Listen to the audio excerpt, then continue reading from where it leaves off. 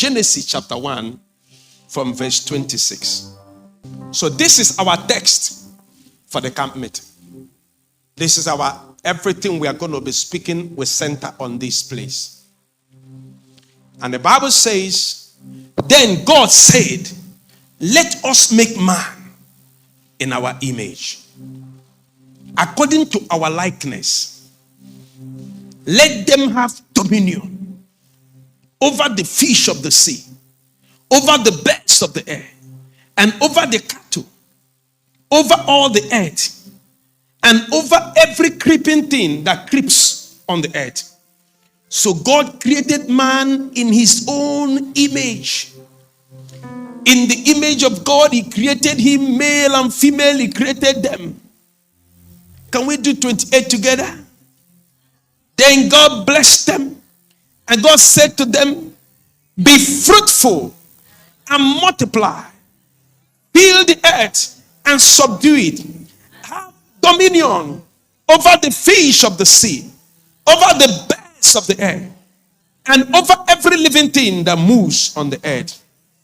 So I start this evening by telling you that the original mandate of God for man is dominion. That what God created man for is what? So what God created you for is dominion. So he made you like himself. He made you in his own image, so that you can carry all the attributes of he who can have dominion. Because nothing dominates God. Nothing rules over God. And he has made you in that, so you carry a nature of God that you can't be dominated. Failure cannot dominate you. Bad character cannot dominate you. Bad habit cannot dominate you. Lack and poverty cannot dominate you. Sickness and pain cannot dominate you. So it is established by reason of your dominion mandate that nothing should rule you. So all the territories that is known, the air, the prince of the power of the air, then coming to the sea, they call them water spirit or whatever. You rule them, you cast them out. Then you rule upon the earth. Upon the earth, you are dominating territory. You are dominating every limitation, weakness known to man. So man is meant to dominate. So in you, the image of God in you is created to dominate things. So therefore, I say to you, there is no limitation. Don't let anybody tell you, don't ever stand in front of any situation and say, I cannot. That is not in your DNA. I can do all things. For those of you who are students, there's one exam, mathematics or whatever. I say, nobody they pass this course. This course is too difficult. Nobody, everybody fails it. It's not for you. Because you have been given the mandate, is in your DNA to dominate anything. 5 o'clock in the morning, you cannot wake up to pray. What is your challenge? Sleep. Do you know you can dominate sleep? So declare, nothing dominates me. Do you have a sickness that you always suffer at a particular time of the year? So once you get in that time, you always say there's this sickness, every time of every August, every July, every December, I normally fall sick. You are going home to dominate it. Yeah. Why? You are made in the image of God. You are made in the image of God. You are like God in true holiness and righteousness.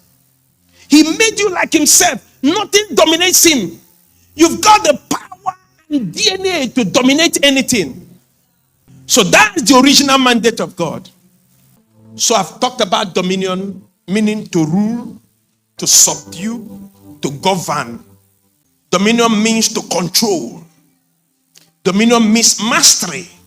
All right, so if dominion is the mandate of God for our life, meaning this is why I am born, this is why I am created, then what manner of a man should I be? It means that I should start valuing what God values. You must pay attention to what God is paying attention. This is the value. This is the value God has placed upon man. So I should also place value for what God places value. Anything God places value upon, I should place value. Like example, God place value on prayer. He said, men ought always to pray and not faint. So if you're a believer here, you must place value on prayer. Because God places value. He said, pray always. Pray without ceasing. If God says so, whatever God places value to, place value on it. Because when you place value in what God places value on, you will get God's result. Value defines effort and outcome. So value means what is important to you. So dominion is what is important to God. And generally, value defines effort. Value defines the kind of effort you put on what you value. So it is what you value that will determine the kind of effort. So I value this camp meeting and I put effort in it. Anything that is not valuable to you, you don't make time for it. Yeah. You see somebody, you call your friend, say, you have not been calling me.